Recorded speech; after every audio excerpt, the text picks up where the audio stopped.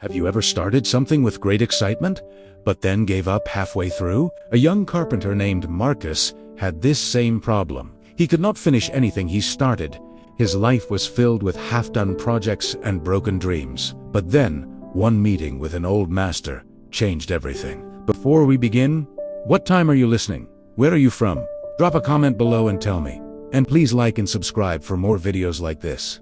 Now let us dive into this powerful story that might change your life forever. Once upon a time, in a quiet village, surrounded by green hills and winding roads, there lived a young carpenter named Marcus, who was 28 years old, talented with his hands, and full of creative ideas. But Marcus had one big problem that troubled him every single day. He could not finish anything. His workshop was filled with half-built furniture. There was a chair with only 3 legs. There was a table with no top. There was a cabinet with no doors. Every corner held the ghost of a dream he had given up on. When neighbors asked Marcus, "When will that bookshelf be ready?" he would smile nervously and say, "Soon. I just need to work on something else first." But soon never came. The promises piled up like the unfinished furniture, and his reputation began to suffer in the village. His father was a respected carpenter who had taught Marcus everything he knew. He would visit the workshop and sigh deeply. "My son," he would say, shaking his head, "a carpenter is not measured by how many projects he starts, but by how many he finishes." Marcus would nod and promise to do better. Then he would start another project.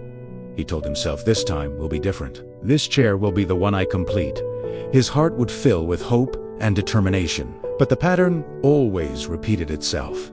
But within days a new idea would appear, a better design, a more exciting challenge, and the half-finished chair would join the others, gathering dust in the corner. The cycle continued month after month, and Marcus felt trapped in his own pattern. Marcus felt ashamed, but he could not stop the pattern. It was like an addiction he could not control. The shame grew heavier with each abandoned project. Every night, he lay in bed, surrounded by the weight of incomplete things. The guilt pressed on his chest like a heavy stone. He whispered to the darkness, "Why can I not finish what I start? What is wrong with me?" The questions echoed in his mind, but no answers came. He felt broken and alone. The darkness seemed to mock his failures. One spring morning, Marcus received the opportunity of his life. The mayor's daughter was getting married, and she wanted a special wedding gift for her husband, a hand-carved wooden chest, beautiful and unique. This was the kind of project that could change everything. She came to Marcus's workshop. She saw his talent in the half-finished pieces. She said, "I know you can create something magnificent. I will pay you well. I need it in 3 months." Her eyes sparkled with hope and trust, and Marcus felt a surge of energy. Marcus' heart jumped with joy. This was his chance. This would be the project that proved he could finish. He accepted immediately. His mind already raced with beautiful designs. This time would be different. He promised himself. For the first 2 weeks he worked with passion. The chest began to take shape. The wood was perfect. The carvings were beautiful. Everyone who saw it said, "Marcus, this will be your masterpiece." Pride swelled in his chest, and he believed he would actually complete something. But then he saw a beautiful design for a wooden jewelry box in a book. Just a small project, he told himself. "I will finish it quickly, then return to the chest." The familiar voice of temptation whispered in his ear, "Just this one small thing," it said. "You have plenty of time." The small project became a medium project.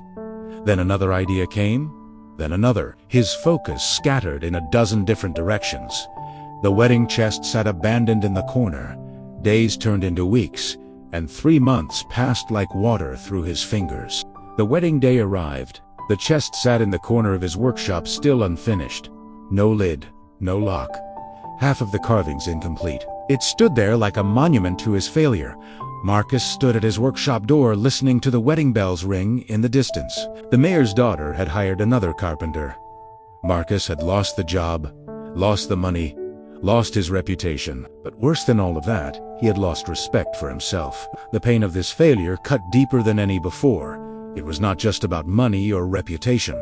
He sat on the floor of his workshop, surrounded by dozens of unfinished pieces, and for the first time in his life he cried, not because he had failed once, but because he had failed the same way over and over for years. The tears came from a deep place inside where all his broken promises lived. He looked at his hands, skilled hands that created beautiful beginnings, but never beautiful endings. He whispered, "I am tired of being the man who almost did something great." The words hung in the air, heavy with truth and heavy with pain. That evening, broken and desperate, Marcus walked to the edge of the village, where an old master carpenter named Samuel lived. Samuel was known for two things: his perfect craftsmanship and his silence. He rarely spoke, but when he did, his words carried the weight of decades. Marcus knocked on the workshop door. Samuel opened it, looked at Marcus's red eyes, and simply said, "Come in." No questions, no judgment, just an invitation to enter. The workshop was small but very clean and organized. Every tool had its place, and every surface was clean. And in the center of the room sat a simple wooden stool, perfect in every detail. The contrast to Marcus's chaotic workshop was striking. Everything here spoke of discipline and completion. Marcus felt both inspired and ashamed at the same time. "Master Samuel," Marcus said, his voice shaking, "I cannot finish anything. I have talent, I have ideas, but I cannot complete what I start." His voice cracked with emotion. "How do you do it? How do you finish everything perfectly?" The question poured out from his soul. Samuel did not answer immediately.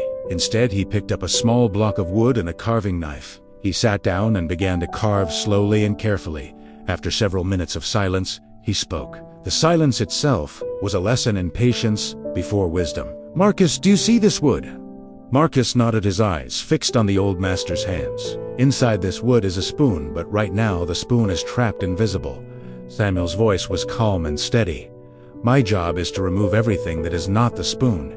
Each word carried deep meaning. He carved away a thin layer. "If I stop now, it is just damaged wood. Worthless." The wood shaving fell to the floor. Such a simple action, but filled with meaning. He carved another layer. "If I stop now, it is still nothing, just more damaged wood." Another shaving fell. He continued stroke by stroke, patiently. "But if I keep going, if I remove one layer, then another, never stopping until the spoon emerges, then I have created something complete, something useful, something valuable." The spoon was beginning to take shape now, and Marcus watched in fascination. Samuel looked directly at Marcus. "Every project has a wilderness period. The beginning is exciting. New ideas, new possibilities. The end is satisfying, completion, pride, results. But the middle is where dreams go to die." He held up the half-carved wood. "The middle is hard, boring, frustrating. You doubt yourself. New ideas seem more exciting. That is when most people quit. But here is the secret, Marcus." Samuel paused, letting the words sink in. "Finishing is not about motivation. Motivation fades. Finishing is about commitment to the process, even when it is no longer exciting." These words struck Marcus like lightning. This was the truth he had been searching for. Motivation was not the answer. Samuel placed the half-carved wood in Marcus's hands. "For the next 30 days, I want you to do something different. Choose one project, just one, the smallest, simplest project in your workshop, and I want you to make a promise. You will touch that project every single day, even if only for 10 minutes, until it is complete, even if you do not feel like it, even if it is boring, even if a better idea comes." He leaned closer. "Finish one thing, Marcus. Just one. Because the man who can finish one thing can finish anything." The words settled into Marcus's heart like seeds. Seeds that would soon grow into something beautiful. Marcus felt hope stirring inside him for the first time in years. This simple instruction felt like a lifeline thrown to a drowning man. Marcus returned home that night, holding the half-carved wood like a sacred object. He looked around his workshop at the chaos of unfinished projects and made a decision. He chose the simplest piece. A small wooden stool started months ago, needing only a few hours of work to complete. "This one," he said aloud. "I will finish this one." His voice was firm with determination. The journey of 1,000 miles begins with a single step. This stool would be his first step. He placed it in the center of his workshop like a sacred altar to commitment. The next morning, before his mind could create excuses, he worked on the stool for 10 minutes. Just 10 minutes. It was not exciting. It was not glamorous, but it did. The timer rang after 10 minutes, and he stepped back. A small victory, but a victory nonetheless. Day 2, 10 minutes. Day 3, 10 minutes. The routine was simple, but simple does not mean easy.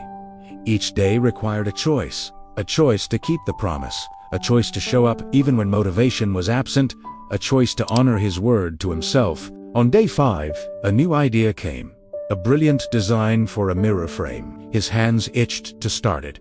The temptation was so strong it felt physical. But he remembered Samuel's words. He touched the stool instead. 10 minutes, the temptation was strong, but his commitment was stronger. Some days, he worked for 10 minutes. Some days, once he started, he worked for an hour because the momentum carried him, but he never skipped a day, rain or shine, tired or energetic, motivated or unmotivated. He showed up. Consistency was becoming his new identity. On day 12, something shifted.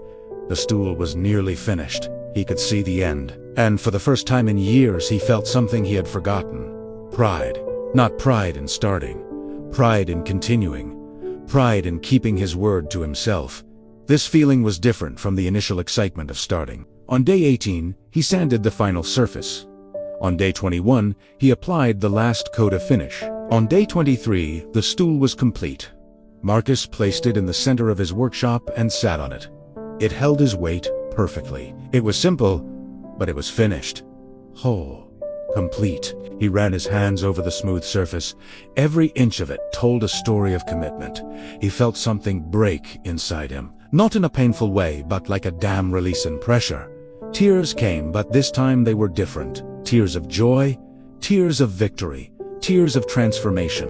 For the first time in his life, he understood he was not broken. He just needed to learn how to finish. The weight he had carried for years lifted from his shoulders. He was free. Free from the shame of incompletion, free to become the person he was meant to be. He chose a second project, then a third, each time the same rule. Touch it every day until complete. No jumping to new ideas.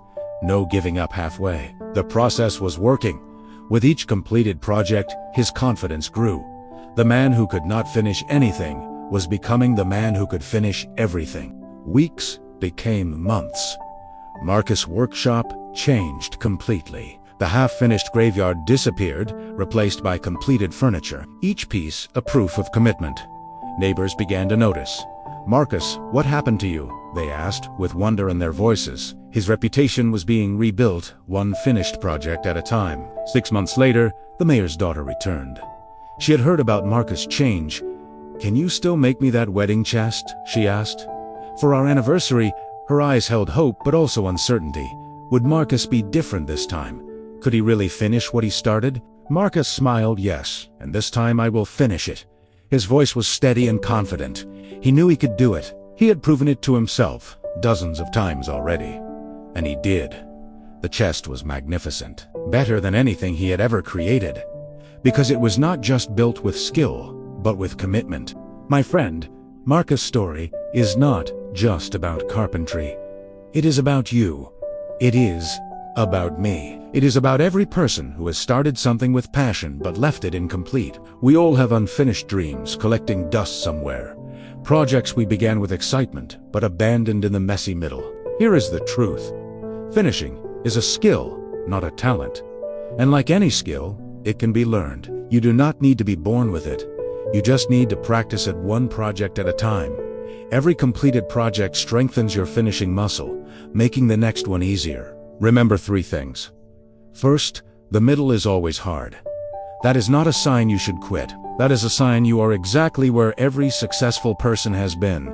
Every masterpiece goes through the messy middle. You are not alone in this struggle. Embrace the difficulty as part of the process. Second, finished beats perfect. A completed simple project is worth more than 10 brilliant ideas that never happened. Done is better than perfect. Action beats intention every time. The world rewards those who complete things, not those who dream about them. Your finished work will always be more valuable than your perfect plans.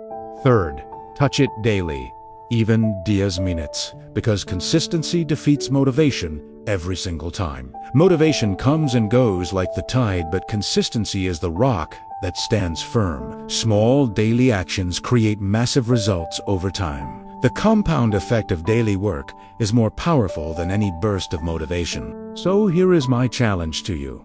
Look around your life at the half-read books, the abandoned goals, the projects you started with excitement but left behind.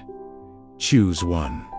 Just one. The smallest one. And make a promise for the next 30 days. You will touch that project every single day, even if only for 10 minutes until it is complete. Set a timer if you need to.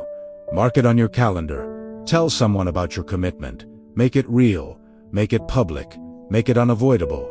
Because accountability turns intention into action, and action turns dreams into reality. Because the moment you finish one thing, you prove to yourself that you can finish, and that changes everything. That proof becomes the foundation for all future success. You are not a person who cannot finish. You are a person who has not learned how to finish yet. But today, that changes. Today is the day you become a finisher. Today is the day you take back your power. Today is the day you prove to yourself what you are truly capable of. The next 30 days will transform you if you commit to this simple practice. 10 minutes a day, one project, until completion. If this story gave you the push you needed to finally complete something, give this video a like and share it with someone who has dreams collecting dust. Drop a comment telling me what is the one project you are going to finish in the next 30 days. Let us hold each other accountable. I will be back with another story to keep you growing. Until then, remember, stop starting new things. Start finishing.